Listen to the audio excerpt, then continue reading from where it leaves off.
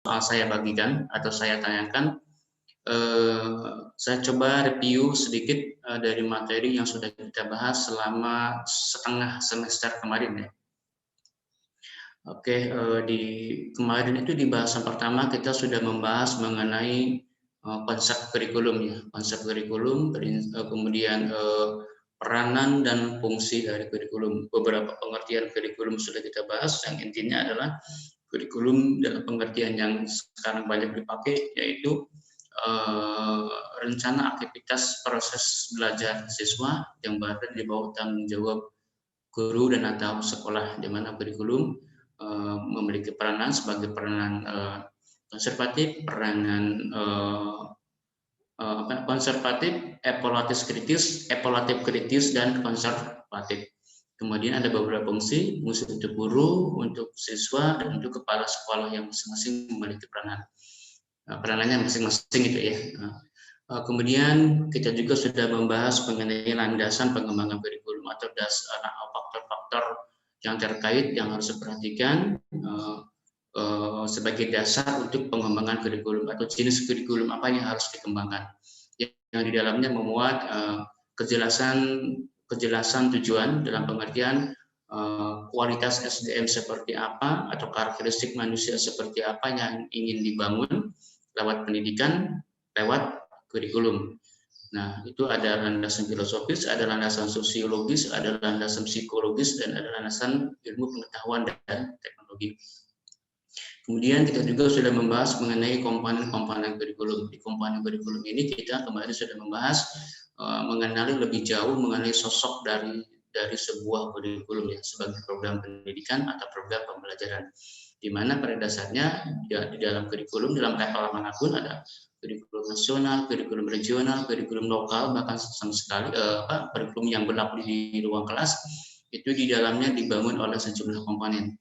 Intinya ada 4 komponen, ada komponen tujuan, ada komponen konten atau materi yang akan dipelajari, ada komponen strategi, yaitu tata cara mempelajari dan alat atau media yang digunakan, dan ada evaluasi. Itu adalah komponen-komponen yang ada dalam sebuah kurikulum. Jadi ketika para pengembang kurikulum atau Bapak Ibu guru nanti terlibat dalam proses pengembangan kurikulum, setidaknya untuk dirinya sendiri ketika mengembangkan RPP, itu adalah mempertimbangkan dan memutuskan keempat komponen ini menjadi satu kesatuan yang harmonis membentuk sistem kurikulum. Berikutnya, di pertemuan berikutnya kita juga sudah membahas mengenai model-model kurikulum ya. Ada model konsep, ada model pengembangan, dan ada model pendekatan. Kemudian ada pendekatan grassroots dan administrative approach. Kemudian ada model pengembangannya, ada model Taylor, ada model Taba, ada model Busham, dan lain-lain. Yang pada intinya adalah dari model tersebut menunjukkan, menggambarkan bagaimana sebuah kurikulum itu dikembangkan secara prosedural, sistematis. Terakhir juga tadi kemarin dibahas yaitu mengenai model konseptual. Ada model kurikulum personal, ada kurikulum sosial, ada kurikulum teknologis. Nah, ada 4 model ya. Personal, kurikulum personal, kurikulum rekonstruksi sosial, kurikulum kalau kemarin disebutnya humanistik ya, dan kurikulum teknologis atau teknologi pendidikan, kurikulum teknologi gitu ya. Termasuk nanti di dalamnya ada kurikulum berbasis kompetensi, itu masuk kategori keluarga besarnya adalah kurikulum teknologi. Dan terakhir kemarin kita membahas mengenai evaluasi kurikulum. Kemarin kita sudah bahas juga bahwa evaluasi kurikulum itu intinya adalah kita ingin mengetahui sejauh mana kebaikan dari sebuah baik tidaknya kurikulum ya, baik tidaknya kurikulum. Dan nanti hasil dari keputusan kurikulum ini akan menentukan apakah kurikulum itu akan dihentikan, dilanjutkan tanpa catatan, atau dilanjutkan tapi dengan catatan harus perbaikan di sana sini sesuai dengan hasil evaluasi. Di mana evaluasi intinya adalah judgement, baik tidaknya sebuah objek di sini kurikulum, di mana judgement ini dilakukan antara fakta dengan kriteria atau standar yang kita gunakan. Kalau sesuai dengan standar berarti dikatakan baik, kalau di bawah standar atau ketentuan kita bisa katakan itu dikatakan belum baik ya, itu memerlukan beberapa perbaikan. Nah, adapun model-model evaluasi sudah sangat banyak kemarin kita bahas. Ada model yang sifatnya umum sampai kepada ada model-model yang sifatnya spesifik ya, sesuai dengan bagian-bagian tertentu dari kurikulum. kemarin digambarkan kalau tidak salah di kelompok pembahasan CIPP, itu CIPP termasuk model yang digunakan untuk mengevaluasi keseluruhan kurikulum. Kemudian juga kemarin kita bahas ada model congruence model yang dari Taylor, itu untuk menguji atau mentes atau mengevaluasi bagian dari kurikulum, yaitu berupa hasil ya, berupa hasil belajar. Yang pada intinya dalam kurikulum itu berbagai dimensi dari kurikulum bisa dievaluasi, komponen kurikulum bisa dievaluasi, relevansi bisa dievaluasi, semua hal dari kurikulum bisa dievaluasi. Oke, itu review untuk mengingatkan kepada kita semua terkait dengan topik kajian tentang perkurikuluman. Suatu saat nanti Anda akan terlibat dalam pengembangan kurikulum, setidaknya suatu saat nanti Anda akan ketika menjadi pendidik, menjadi guru ekonomi, Anda akan mengembangkan kurikulum ekonomi, pendidikan ekonomi. Setidaknya ketika Anda mengembangkan RPP ekonomi, atau mungkin Anda mengembangkan silabus pendidikan ekonomi, atau mungkin Anda terlibat di pengembang kurikulum tingkat nasional ya. Oke, nah itu yang ingin saya ingatkan kepada Anda, dan beberapa sumber sudah saya juga ingatkan untuk mengambil MKDK sebelum nanti Anda mengambil beberapa sumber lainnya. Dan hari ini tidak ada pembahasan materi, dan sekarang saya akan coba share screen untuk soal yang soal UTS yang harus Anda kerjakan. Nah ini soalnya, ini sifatnya adalah take home.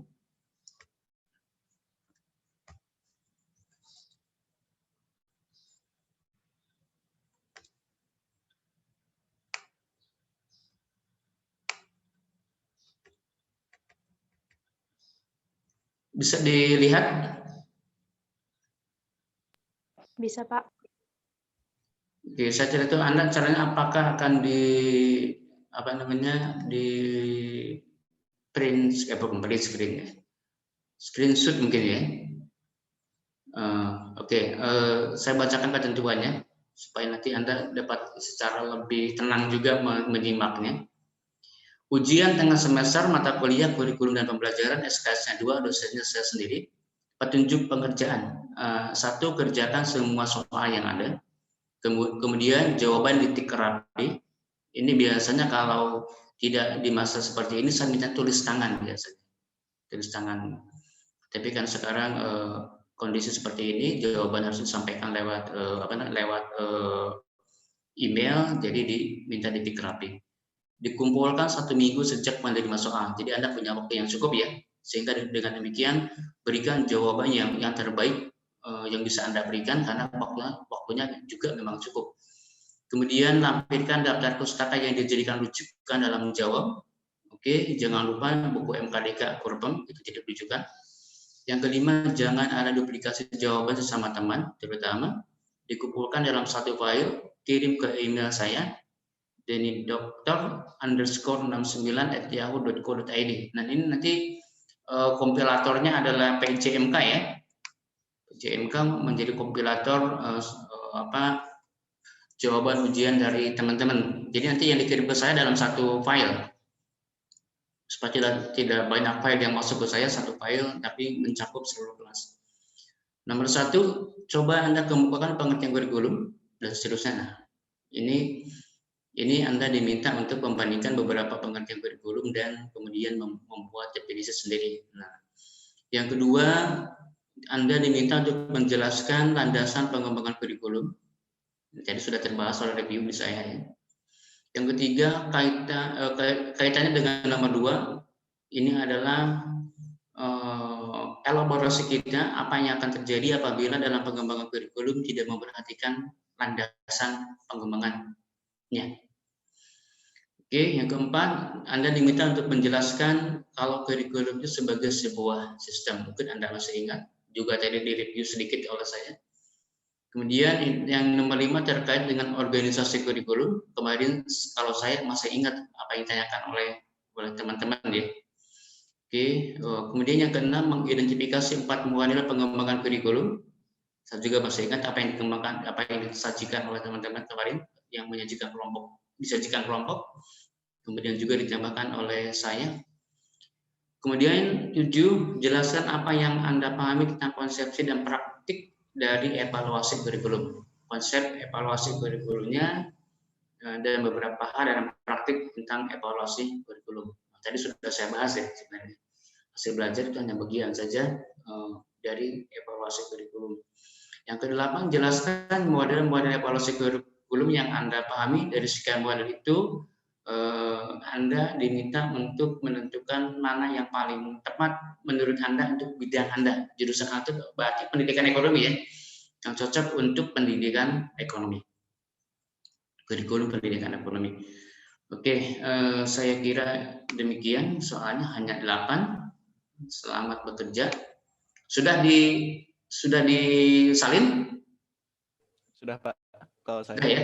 Jadi tidak usah lewat email lagi ya. Jadi semuanya Anda sudah salin dan ketentuan jawabannya mohon diperhatikan. Ada pertanyaan?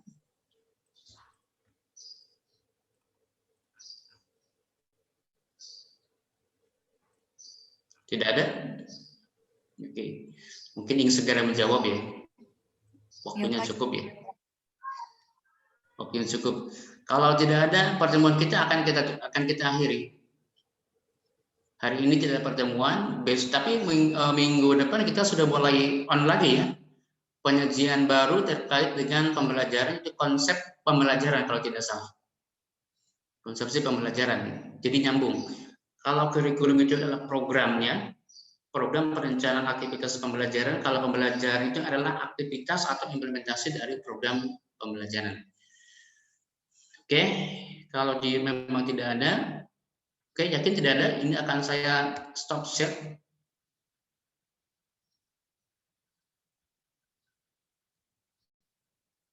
Dari saya tidak ada pertanyaan, Pak. Oke, tidak ada ya? Ini cukup. Oke, kalau cukup itu saja untuk mahasiswa semuanya. Selamat bekerja. Sampai jumpa minggu depan dalam bahasan mengenai konsep belajar dan pembelajaran. Demikian, mudah-mudahan kesehatan tetap dilimpahkan oleh Allah Subhanahu wa taala dan kita diberi kekuatan untuk mengerjakan apa yang menjadi tugas kita. Itu saja menutup pertemuan ini. Saya tutup dengan ucapan wassalamualaikum warahmatullahi wabarakatuh. Waalaikumsalam warahmatullahi wabarakatuh. Terima kasih Bapak. Berikutnya saya akan live dari ruangan.